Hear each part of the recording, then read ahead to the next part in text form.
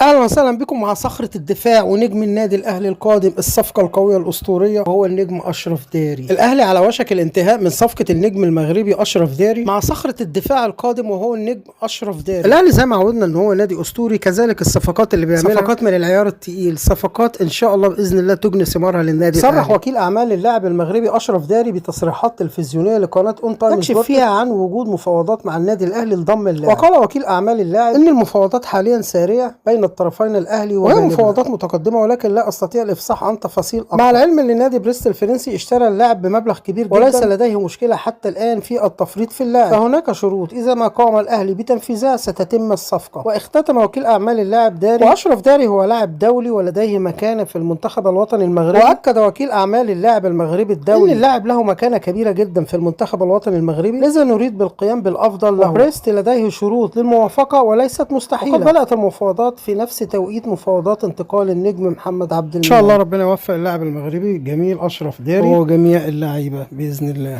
شكرا لكم والسلام عليكم ورحمه الله وبركاته.